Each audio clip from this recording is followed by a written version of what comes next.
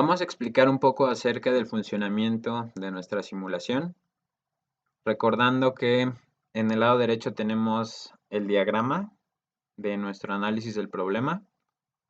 Nuestras subpoblaciones son cuarentenas, susceptibles, expuestos, infectados, hospitalizados, recuperados y fallecidos. Y de la parte izquierda tenemos las ecuaciones asociadas al diagrama y asociadas a la dinámica de transmisión del virus SARS-CoV-2 en la población de la Ciudad de México. Con estos elementos vamos a hacer nuestra simulación y les voy a explicar un poco acerca de la estructura de nuestra simulación. Tenemos 6 ejemplos con los que vamos a explicar todo esto. Los primeros dos, que son una simulación con variables aleatorias normales y exponenciales,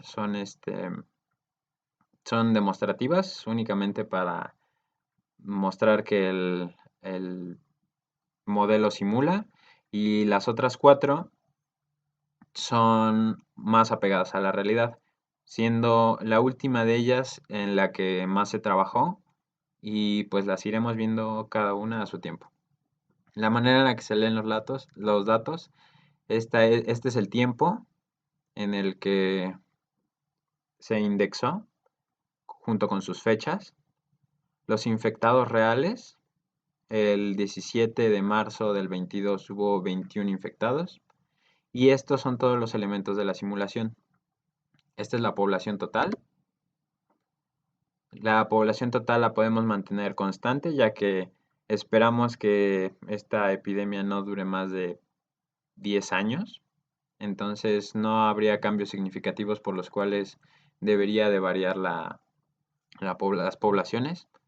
Entonces tenemos la población total, la población susceptible, luego la población en cuarentena, la población expuesta, la población infectada, los hospitalizados, recuperados y los fallecidos.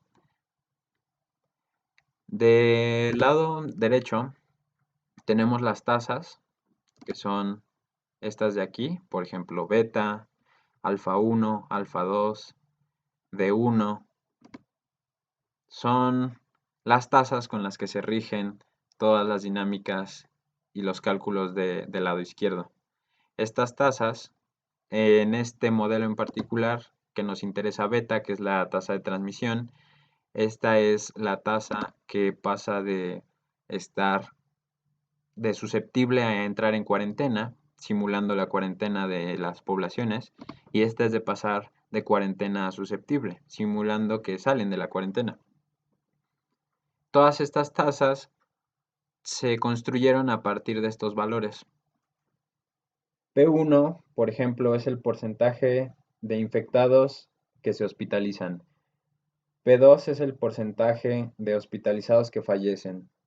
M1 es el tiempo medio de incubación, etc.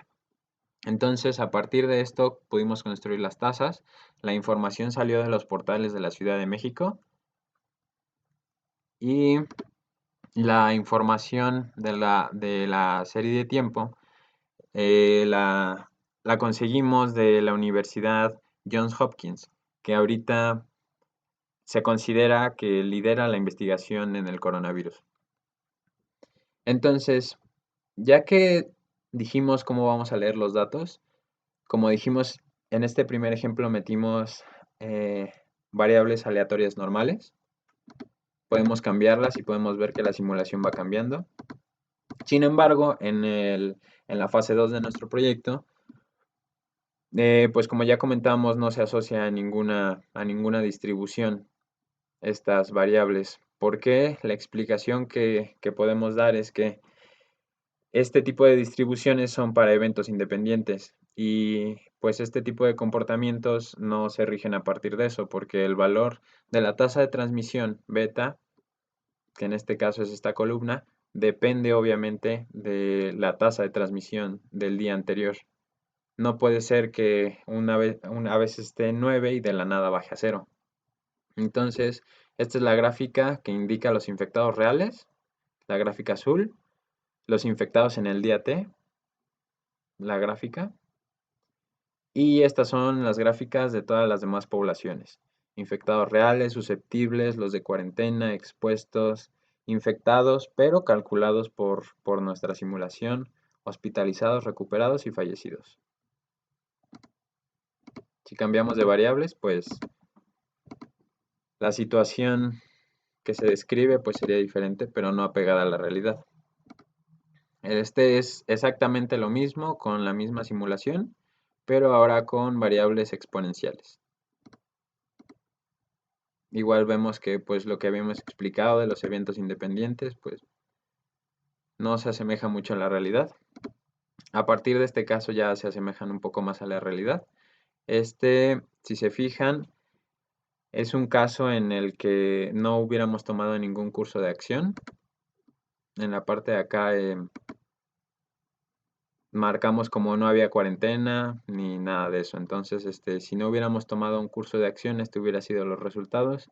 Como vemos en el día 278, que es el 4 de diciembre del 22, había 265.273 infectados reales y el modelo había predicho infectados. Ya hubiera acabado la cuarentena, digo, la epidemia y pues eso hubiera sido, pero con un resultado de 413.935 muertos. Entonces, pues no nos hubiera funcionado esta situación. Esta otra situación es a partir de la jornada de sana distancia que se conoce aquí en la Ciudad de México, que está marcada en la parte de aquí arriba. Disculpen un momento, es que son muchos datos y se tarda en cargar. Aquí está marcada de un verde un poco más oscuro. Esto es lo que hubiera pasado si el día que inició la jornada de sana distancia, el 70% de la población se hubiera entrado en cuarentena. Aquí tenemos que antes los susceptibles eran 8 millones y tantos, pues el 70% es 6 millones y tantos. Entonces, la dinámica de todas las demás variables se rige a partir de los números de los susceptibles. Aquí ya calculamos los valores de beta, que es la tasa de transmisión. Y en las gráficas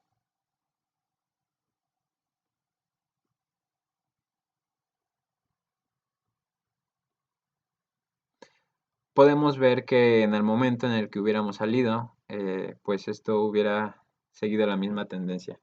Algo interesante que me di cuenta es que cuando entra y sale la población en diferentes tiempos de la epidemia, no importa en cuál sea, siempre termina en el mismo punto, como vemos aquí que choca. Pero bueno, eso nada más es un dato extra. Igual infectados reales, infectados en el tiempo T y todas las demás variables.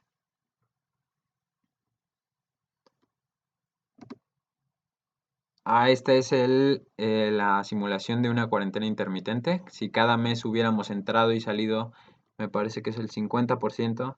Si el 50% de la población, si hubiéramos entrado y salido cada mes en cuarentena. Como vemos, pues este virus, si se reduce la cuarentena, si las personas empiezan a salir, de inmediato empieza a haber una tendencia a la alta. Y aquí están las demás gráficas de los demás comportamientos. Y este es el modelo en el que más se trabajó.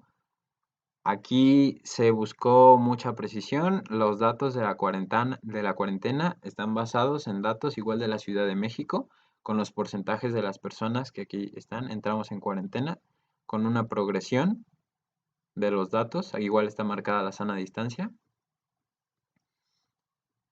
Y realmente calcular beta fue muy difícil, pero como vemos, esta es una gráfica que únicamente tiene los infectados, pero son los infectados de nuestra simulación. Son muy parecidos, son idénticos, de hecho, está muy bien calculada.